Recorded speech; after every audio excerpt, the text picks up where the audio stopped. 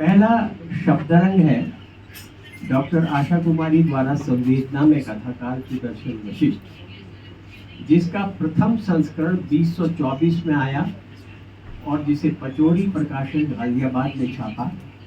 343 पृष्ठ की इस पुस्तक की कीमत है 699 रुपये। दूसरी पुस्तक है सुदर्शन वशिष्ठ कहानियाँ। इस पुस्तक में सुदर्शन की 30 कहानियाँ ली गई हैं, जिनका चयन और संपादन राजकुमार राकेश ने किया है।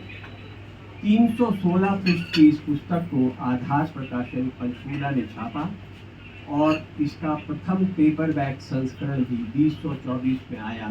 मूल्य रखा 650 रुपये। क्योंकि दोनों पुस्तकें सुदर्शन वशिष्ठ के कृतित्व पर आधारित हैं, इसलिए मैं एक पुस्तक की समीक्षा करते करते दूसरी में भी जाऊंगा। राजकुमार ने किसी भी समीक्षक की समस्या का हल ढूंढ निकाला जब उन्होंने सुदर्शन वशिष्ठ की कहानियों को विषय विविधता के आधार पर स्थान दिया। उनकी कहानियां जो पारिवारिक सामाजिक जटिलताओं को दर्शाती हैं, वे हैं सेमल का फूल, पिंजरा, सुख का पंछी, दादा का पेट और बार में बूढ़ा। 100 से अधिक कहानी लिखने वाले सुदर्शन की अनेक कहानियां होंगी जो पारिवारिक सामाजिक विषय पर लिखी होगी, पर यहाँ मैं वही वर्णित कर रहा हूँ जिन्हें राजकुमार राकेश ने एक डायरी में रखा। दूसरे दर्जे से ये मतलब नहीं है कि वो पहली कहानियों से कमतर है। यहाँ दर्जा कोटि या किस्म दर्शाता है। मैं राजकुमार ने कहानियों की एक सूची दी है। उस सूची के अनुसार हंसना मना है, दंगल, बिरादरी बाहर, पहाड़ देखता है और नैनम छिंदंती शस्त्राणी इनकी कथाएं विस्थापन की कहानियां पढ़नी हो तो पढ़ो हर बोला, पहाड़ पर कटहल और सिमले वाला संता। लंबे इतिहास क्रम में शामिल है अंतरालों में घटता समय, सन्नाटा, हदे निगाह तक, पीला गुलाब, बसंत और बसंत। राजकुमार राकेश कहते हैं कि ये विभाजन रेखा सायास तैयार नहीं की गई है, बल्कि सुदर्शन की कहानियां पढ़ चुकने के बाद ये खुद ब खुद तय हुई। यहाँ मुझे इस बात की भी हैरानी हुई कि इन्होंने पूरी की पूरी कहानियाँ 110 कहानियाँ जो सुदर्शन वशिष्ठ ने लिखी वो पढ़ डाली। अनेक कहानीकारों ने कहानी की परिभाषा दी है। मुंशी प्रेमचंद कहते हैं कि कहानी का वो ध्रुपद की तान है जिसमें गायक महफिल शुरू होते ही अपनी संपूर्ण प्रतिभा दिखा देता है। एक क्षण में चित्त को इतने माधुर्य से परिपूर्ण कर देता है जितना रात भर गाना सुनने से भी नहीं होता। एडगर एलन पो एक अमेरिकन राइटर है। एडगर एलन पो वो कहते हैं कि कहानी वो छोटी रचनात्मक आख्यान है जिसे एक बैठक में पढ़ा जा सके, जो पाठक पर एक समन्वित प्रभाव उत्पन्न करने के लिए लिखी गई, जिसमें उस प्रभाव को उत्पन्न करने में सहायक तथ्यों के अतिरिक्त और कुछ न हो और जो अपने आप में पूरी हो। जब डॉक्टर आशा कुमारी सुदर्शन से पूछती हैं आप कहानी को किस प्रकार परिभाषित करते हैं, तो वो उत्तर देते हैं कहानी जीवन का सच है, ऐसा सच जो यथार्थ तो हो निपट वर्णन न हो, ऐसा सच जो झूठ न लगे या ऐसा झूठ जो सच से ज्यादा सच लगे, किरदार फेक हो तो भी असली लगे, असली हो तो नकली न लगे।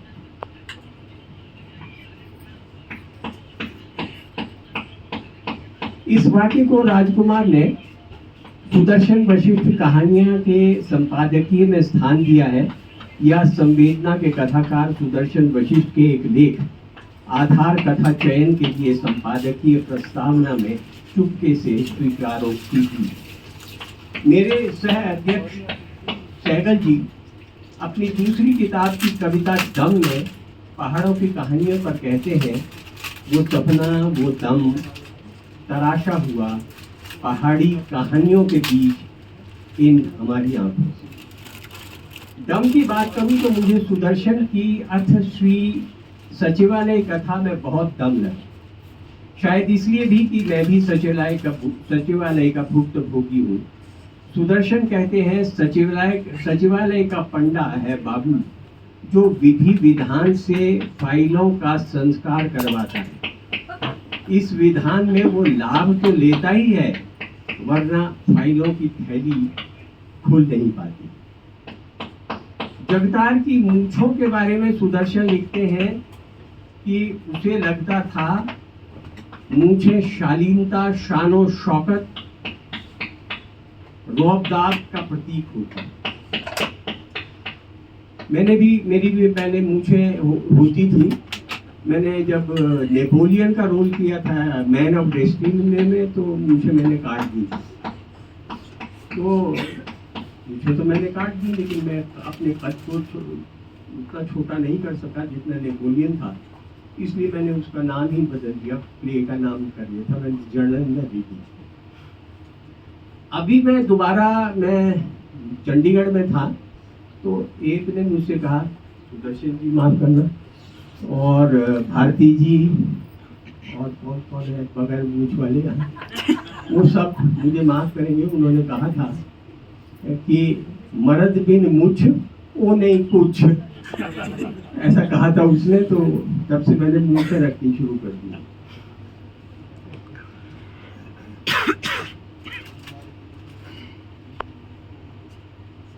लायक राम के बारे में सुदर्शन कहते हैं, बाबू बनना कोई छोटी मोटी बात नहीं रही, और बाबू भी किसी घी के से तर महकने। अब घी से तर महकना कौन सा होता है, ये तो सुदर्शन बता पाएंगे। हम तो ये जानते हैं कि बाबू को लहरों के गिरने में लगा दो तो वो वहां से कुछ निकाल देते हैं। आगे चलकर सुदर्शन शिक्षा विभाग पर छींटाकशी करते हैं। मुख्य अतिथि महोदय वो कहते हैं कि सबसे अच्छा शिक्षा विभाग में सारे साल ट्रांसफरों का काम ही चला रहता है। ट्रांसफर के अलावा शिक्षा विभाग में कोई काम नहीं होता। हर मौसम में मास्टर लोग चले रहते। मैं भी डायरेक्टर एजुकेशन रह चुका हूँ, इसलिए मैं ये कह सकता हूँ कि अन्य उपलब्धियों को यदि मैं दरकिनार कर दूँ तो समझता हूँ कि शिक्षा विभाग की एक अमूल्य देन है हमारी साक्षरता दर, जो भारत के अनेक राज्यों से अधिक है और भारत की कुल दर से बेहतर है।